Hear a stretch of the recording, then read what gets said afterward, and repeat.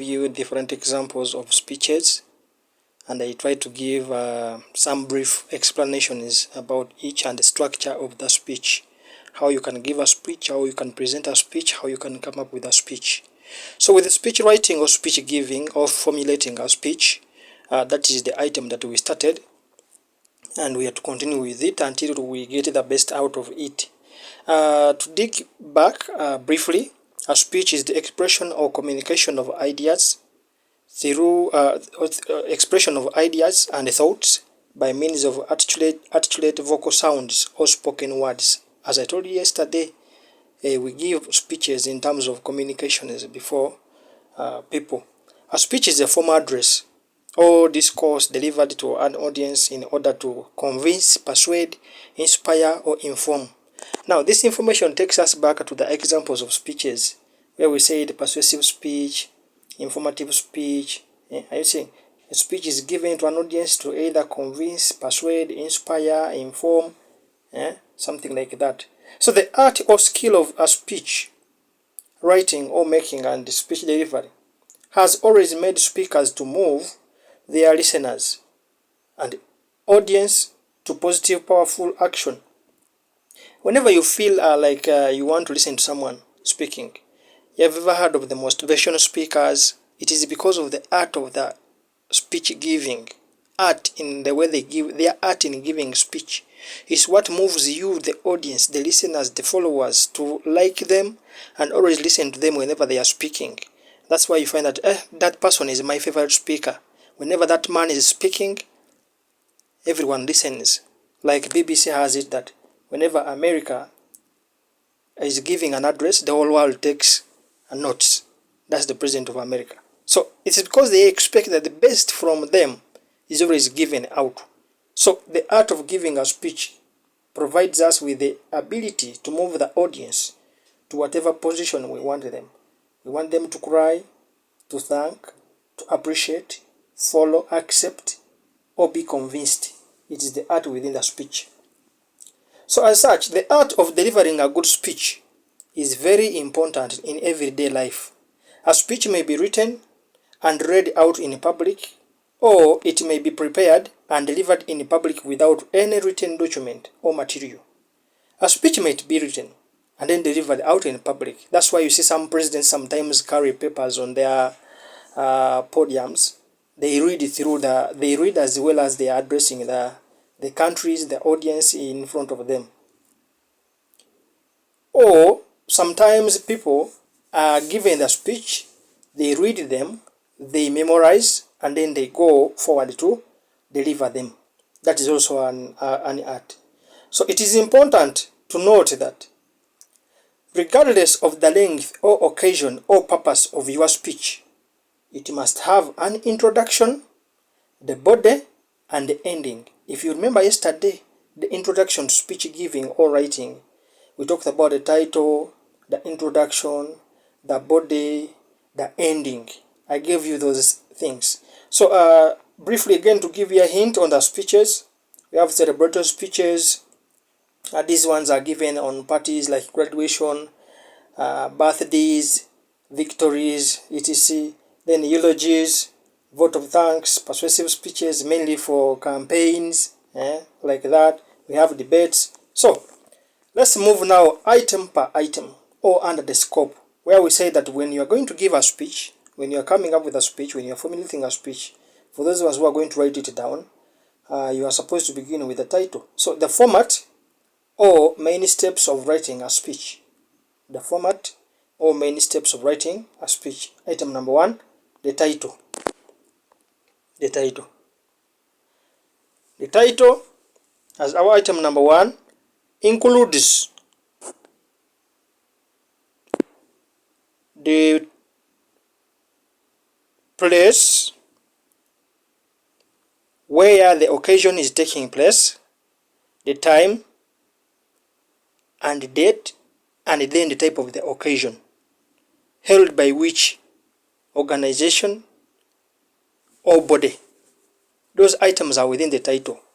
The body that has organized the occasion, what type of occasion, where is the occasion being held, what is the time and the date. the place, time, and date, and then the occasion. National AIDS Day celebrations held in Nambole Stadium on, you put the date and the time, because it is important. In your introduction, there is somewhere where you are going to greet the people. It is going to reflect. It always beats people's understanding. Someone to place the time in the introduction and then says different thing in the, but in the places the time in the title and then says a different thing in the introduction. So let's proceed to item number 2. That is the protocol. Protocol. This is a respectful recognition accorded to invited guests in order of hierarchy or rank. The language herein should be cautious and polite. The protocol should always end with the phrase, "Ladies and gentlemen." This can help cover up any other party that you might have forgotten to individually recognize along the way. So with the protocol, this is like a respectful recognition of everybody who has been invited to that occasion in their hierarchy or rank. And then the language used is always polite. For example, I'll give you an example here. Our dear director, members of the board of governors, the head teacher, the administrators, teaching and non-teaching staff, the entire students fraternity. Ladies and gentlemen. Have you seen that example? Then we have those dashes remaining. It means there is a continuation. You continue saying other things. So then item number 3 under our scope, that is the greeting. This entirely depends on the occasion and its timing. The usual phrases used when greeting include good morning, good afternoon, and good evening. Good morning, good afternoon, and good evening. It depends on the time.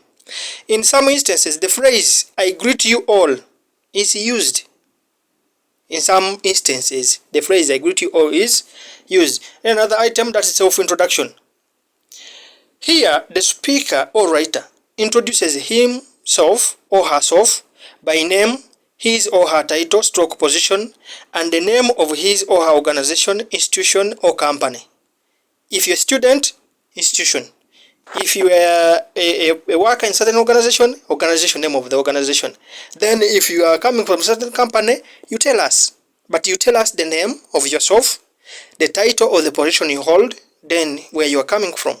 For example, my name is Namuga Tracy, the head prefect of Blessed Sacrament Secondary School.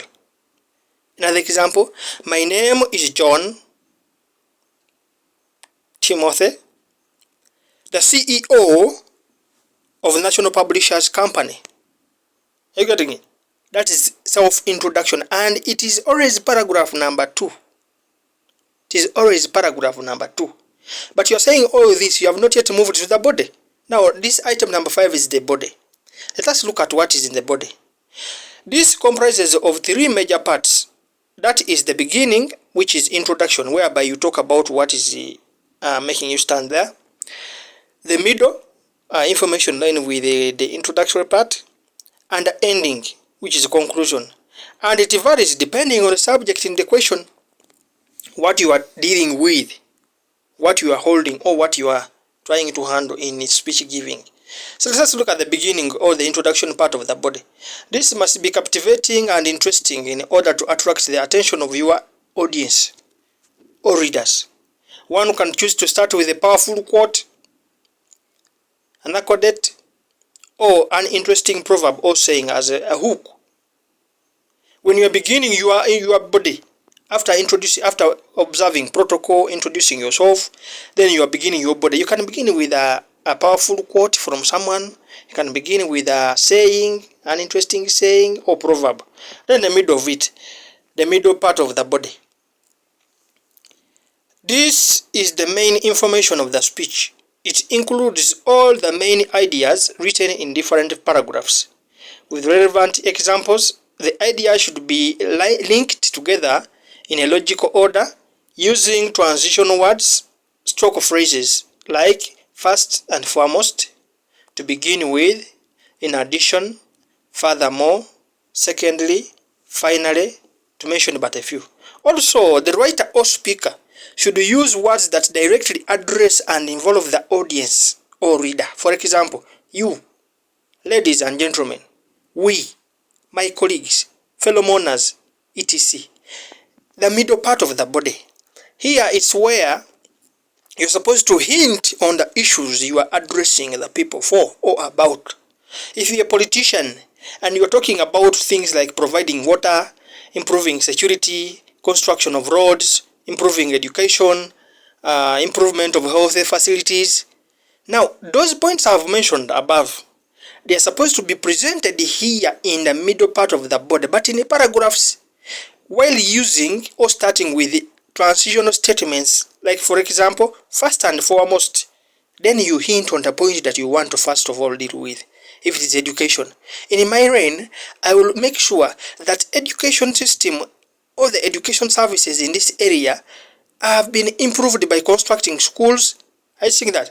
Then, in addition, you move to another point, maybe health facilities. Furthermore, you want to continue giving, like that, like that. Then, the ending or concluding part of the body.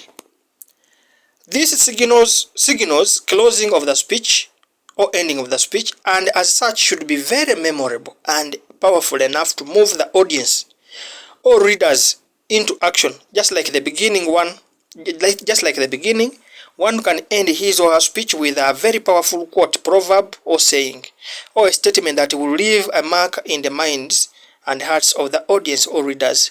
Remember, in the middle part of the body, as we are looking at how you can bring out each issues, articulate them. They must be articulated in a paragraph, but in a paragraph form, whereby words that engage the audience or the readers should be used. For example, you, ladies and gentlemen, my colleagues, fellow mourners, fellow people, fellow Americans, fellow what? That one is engaging the audience. They feel moved. Whatever you are saying, they are going to give you their attention, and they won't leave you alone. They will, when you close end your speech, they will clap for you. They will appreciate. They will always be there for you whenever you're going to give a speech. So the same applies to the ending. The way you end your speech is also important and must be very captivating. You must engage these people. Whatever you're going to choose to end with must make sure that it remains in their minds to only remember you and whatever you have said. Example of a celebratory speech during a graduation ceremony. Now I am going to give you a sample of a speech. A sample of a speech. This sample of a speech is going to be a celebratory speech. It is going to be a celebratory speech. But should we look at the speech now? No. I will give you in details in the next episode, because it will need a lot of time and explaining. But let me hope you have understood what I've talked about. We have looked today. We have looked at the format of the speech. We have started with the definition of what the speech is. Speech is the expression or communication of ideas and thoughts by means of articulate vocal sounds or spoken words. In other words, you can say speech is a formal address or discourse delivered to an audience in order to convince, persuade, inspire, or inform. And then we have looked at the types. I've mentioned the types. I've then briefly hinted on every aspect under this format, where we have the title, where we have the protocol, observing the order and respect in terms of rank. We have the greeting, we have self-introduction, and then we have the body, whereby the body is broken down into three parts. The beginning part, which is the introduction part, where you are supposed to begin with either an interesting saying, proverb, or quote. Then the middle part of which, whereby you are supposed to use transitional words like first and foremost, to begin with, finally, secondly, and then the ending part or concluding part of the speech, where you are supposed also to conclude your speech with a proverb, saying, or powerful quote. Ladies and gentlemen, thank you so much. Continue supporting and following for more.